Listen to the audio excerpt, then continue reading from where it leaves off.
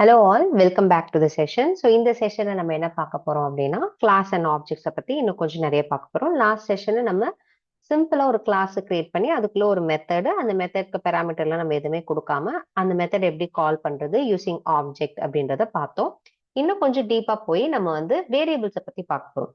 ஏன்னா ஒரு கிளாஸ் நான் எடுத்துக்கிட்டேன் அப்படின்னா கிளாஸ்ல மெத்தட்ஸ் மட்டும் இருக்காது, வேரியபிள்ஸும் இருக்கும். வேரியபிள்ஸ் எதுக்காக யூஸ் பண்ணுது அப்படின்னா நம்ம ஆப்ஜெக்டை டிஸ்கிரைப் பண்றதுக்காக. இப்போ ஒரு கம்பெனின்னு எடுத்துக்கிட்டோம் அப்படின்னா சேலரி கால்குலேட் பண்றது, உங்களோட ப்ராஜெக்ட் ரிலேட்டடா நம்ம ஃபங்க்ஷன்ஸ் மெத்தட்ஸ் கொடுக்குறோம் இல்லையா.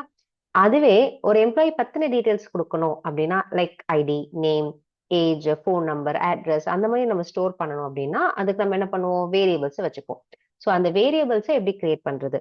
ஸோ நமக்கு வந்து இங்க மெயினா class variable and instance variable அப்படின்னு ரெண்டு இருக்கு. கிளாஸ் வேரியபிள்னா எல்லா மெத்தட்ஸுக்கும் வெளியில, ஓகே, ஒரு கிளாஸ்க்குள்ள மல்டிபிள் மெத்தட்ஸ் இருந்துச்சுன்னா எல்லா மெத்தட்ஸ்க்கும் வெளியில நம்ம எழுத போறோம், கிளாஸுக்குள்ள எழுத போறோம். அதுதான் கிளாஸ் வேரியபிள் அப்படின்னு சொல்லுவோம்.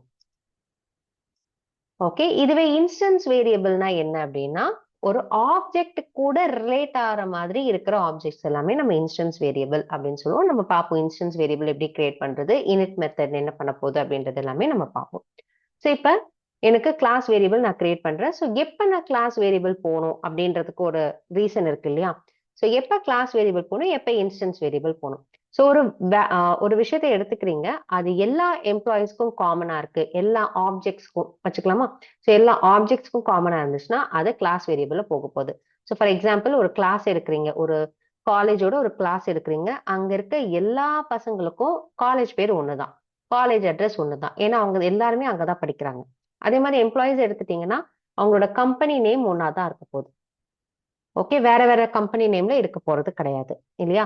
ஸோ லைக் கான்ட்ராக்டர்ஸ் அந்த மாதிரிலாம் விட்டுருங்க. இப்போ நார்மலா நம்ம எடுத்துக்கிட்டோம்னா எல்லாருக்குமே கம்பெனி நேம் சேமா இருக்கும். கரண்ட் ஒர்க்கிங் கம்பெனி நேம் அப்படின்றது கரெக்டா தான் சேமா தான் இருக்கும் இல்லையா.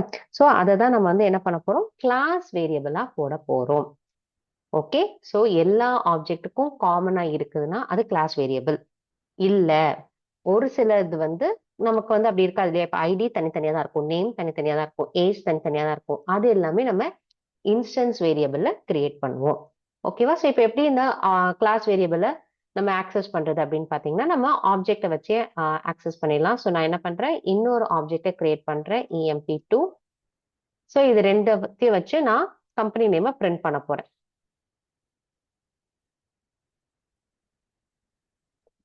EMP1 dot company name, EMP2 dot company name. Okay, so இப்போ இதில் ரன் பண்ணுறோம், நமக்கு XYZன்னு ரெண்டுத்துக்குமே வந்துருச்சு. ஸோ இப்போ இதை நான் வந்து சேஞ்ச் பண்ணணும், கம்பெனி நேம் வந்து சேஞ்ச் பண்ணணும் அப்படின்னு பார்த்தீங்கன்னா எப்படி சேஞ்ச் பண்ணுறது. ஸோ இப்போ நான் வந்து EMP1 டாட்னு தானே கூப்பிட்டேன். So EMP1 dot company name equal to ஏபிசின்னு மாத்துறேன். ஏபிசின்னு மாத்திட்டு நான் என்ன பண்றேன், EMP1 டாட் கம்பெனி நேமும் EMP2 டாட் கம்பெனி நேமும் திருப்பி நான் ரன் பண்றேன். ஸோ இப்போ பார்த்தீங்க அப்படின்னா எனக்கு EMP1ஓட கம்பெனி நேம் தான் மாறுதே தவிர EMP2ஓடது மாறல.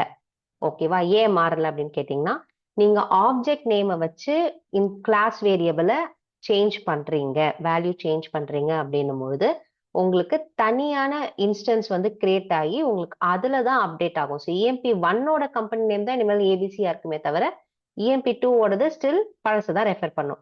அப்ப நான் எப்படி வந்து கிளாஸ் வேரியபிள்ல எல்லா இன்ஸ்டன்ஸ்க்கும் காமனா இருக்க மாதிரி மாத்துறது அப்படின்னா, ஸோ நீங்க ஆப்ஜெக்டை வச்சு அதை கூப்பிட்டு இருக்க கூடாது, உங்களோட கிளாஸ் நேமை வச்சு கூப்பிடணும். ஸோ இப்போ நான் சேவ் பண்ணிட்டு ரன் பண்றேன். ஸோ ஆஃப்டர் சேஞ்ச் எல்லாமே உங்களுக்கு ஏபிசி அப்படின்னு வந்துடும். ஸோ இதுதான் வந்து நம்ம கிளாஸ் வேரியபிளை சேஞ்ச் பண்றதுக்கான ஒரு வழி. ஓகே, ஆப்ஜெக்ட் நேம் வச்சு பண்ணீங்கன்னா எப்பயுமே ஞாபகம் வச்சுக்கோங்க, அது எல்லா ஆப்ஜெக்ட்டுக்குமே ரெஃப்ளெக்ட் ஆகாது. எந்த ஆப்ஜெக்ட் வச்சு கால் பண்றீங்களோ அந்த ஆப்ஜெக்டோட கிளாஸ் வேரியபிளோட வேல்யூ மட்டும்தான் உங்களுக்கு வந்து சேஞ்ச் ஆகும். ஓகேங்களா. ஸோ நம்ம இப்போ இன்ஸ்டன்ஸ் வேரியபிளை பத்தி நம்ம இப்போ பார்ப்போம். ஓகேங்களா. ஸோ இன்ஸ்டன்ஸ் வேரியபிள்னா நம்ம என்ன சொன்னோம், மெத்தடுக்குள்ள இருக்கணும். ஓகே, மெத்தட் எல்லா மெத்தடுக்கும் வெளியில இருந்தா அது கிளாஸ் வேரியபிள் அப்படின்னு பார்த்தோம் இல்லையா. இன்ஸ்டன்ஸ் வேரியபிள்ன்றது மெத்தடுக்குள்ள இருக்கிறது தான் இன்ஸ்டன்ஸ் வேரியபிள். ஸோ அது எப்படி நம்ம இன்ஸ்டன்ஸ் வேரியபிள் பைத்தான்ல போடுவோம் அப்படின்னா எப்பயுமே அந்த வேரியபிள் நேமுக்கு முன்னாடி, இப்போ ஃபார் எக்ஸாம்பிள் இது சேலரி தானே, சேலரி வந்து பேசிக் பே, பேசிக் பே. ஓகேவா? பேசிக் பே ஒரு அமௌண்ட் இருக்கும். அந்த அமௌண்ட் தான் வந்து நம்ம கால்குலேட் பண்ணுவோம்ல, ஹெச்ஆர்ஏ, பேசிக் பே எல்லாமே சேர்த்து, பிஎஃப் எல்லாமே சேர்த்து தான் நமக்கு வந்து டோட்டல் சேலரியா கிடைக்க போகுது. ஸோ இப்போ இது ஒரு வேரியபிள். இது எப்படி நம்ம இன்ஸ்டன்ஸ் வேரியபிளா மாத்துறது? ஓகே, இது வந்து லோக்கல் வேரியபிள் இப்போ. ஸோ இது எப்படி இன்ஸ்டன்ஸ் வேரியபிளா மாத்துறது அப்படின்னா, செல்ஃப் டாட் அப்படின்னு மாத்தணும். ஓகே, ஸோ நீங்க ஒரு மெத்தடை கிரியேட் பண்ணும்பொழுதே பார்த்துருப்பீங்க. பைத்தானை பொறுத்தவரையும் ஒரு மெத்தட் நீங்க கிரியேட் பண்றீங்க அப்படின்னா, ஸோ நமக்கு என்ன ஆகுது, டெஃப் ப்ராஜெக்ட் அப்படின்னு ஒரு சும்மா ஒரு மெத்தட் கிரியேட் பண்றேன். இந்த ஒரு மெத்தடை நீங்க உள்ள கிரியேட் பண்ணும்போதே உங்களுக்கு வந்து ஆட்டோமேட்டிக்கா செல்ஃப் அப்படின்ற ஒரு பெராமீட்டர் வந்து இங்க வந்துடும். ஓகே, இது நான் எதுவுமே டைப் பண்ணல, ஆட்டோமேட்டிக்காவே உங்களுக்கு வந்து வந்துடும். ஸோ இது எதுக்காக வருது அப்படின்னா, இது கிளாஸ்க்குள்ள இருக்கிறதால நம்ம எல்லா மெத்தட், கிளாஸ்க்குள்ள இருக்க எல்லா மெத்தடையும் நம்ம எப்படி கூப்பிடுவோம், ஆப்ஜெக்ட் வச்சு தான் கூப்பிடுவோம் இல்லையா? ஸோ இதை வந்து நம்ம எதுக்கு யூஸ் பண்றோம் அப்படின்னா, ஒரு மெத்தடை கால் பண்ணும்பொழுது இந்த ஆப்ஜெக்ட் தான் கால் பண்ணுது, இந்த இன்ஸ்டன்ஸ் தான் கால் பண்றது அப்படின்றதுக்காக தான் இதை நம்ம செல்ஃப்ன்றது ஆட்டோமேட்டிக்கா பைத்தான் எடுத்துக்குது. Okay, self is nothing but instance of this instance of the class. இந்த EMP1 கூப்பிடுதா, EMP2 கூப்பிடுதா, இல்ல EMP3 நான் ஒன்று கிரியேட் பண்ணா அது கூப்பிடுதான்னு தெரிஞ்சுக்கிறதுக்காக தான் இந்த செல்ஃப்ன்ற கீவேர்ட் வந்து ஆட்டோமேட்டிக்கா உங்களுக்கு பைத்தான் சேர்க்குது. ஓகேவா? ஆனா நீங்க இந்த கூப்பிடுற இடத்துல இருந்து அதை பாஸ் பண்ணணும்னு அவசியம் இல்லை. இப்ப இங்க பாத்தீங்கன்னா ஒரு பெராமீட்டர் இருக்க மாதிரி இருக்கா, நான் இங்க பெராமீட்டரே கொடுக்கல, சேலரி வந்து எனக்கு எடுத்துட்டு வருது. ஏன் அப்படின்னு கேட்டீங்கன்னா, இது நீங்க வேல்யூ கொடுக்கணும், காலிங் பிளேஸ்ல இருந்து வேல்யூ கொடுக்கணும் அப்படின்ற ஒரு சிச்சுவேஷன் நெசசிட்டி இல்லை. ஓகே, இதை தவிர அப்ப நான் இன்னும் சில வேரியபிள்ஸ் நான் தரணுமே, அதெல்லாம் எப்படி தரது அப்படின்னு கேட்டீங்கன்னா, செல்ஃபுக்கு பக்கத்துல ஜஸ்ட் கமா போட்டுட்டு நீங்க என்ன கொடுக்கணுமோ கொடுத்துக்கலாம். இப்ப பேசிக் பே வாங்கி நான் இங்க கொடுக்குறேன். ஓகே, ஸோ அதே மாதிரி ஹெச்ஆர்ஏ வாங்கி கொடுக்குறேன் அப்படின்னா நான் இப்படி போட்டுக்கலாம். Okay, so self dot basic pay is equal to, okay, அதே மாதிரி self dot HRA equal to HRA அப்படின்றத நம்ம கொடுக்குறோம். சரிங்களா? இப்படிதான் வந்து நம்ம என்ன பண்றோம், ஒரு வேல்யூவை ஒரு மெத்தட்குள்ள பாஸ் பண்றோம். And this is call instance variable.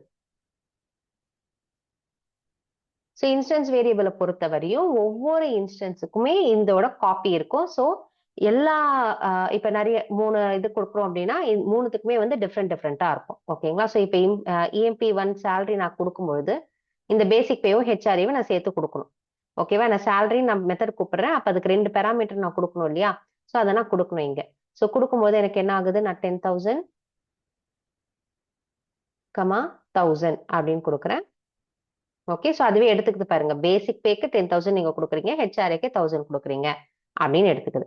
Okay, so அதுக்கப்புறம் நான் என்ன பண்றேன், இங்க கம்பெனி நேம் எடுத்துட்டு பேசிக் பேவை கூப்பிடுறேன்.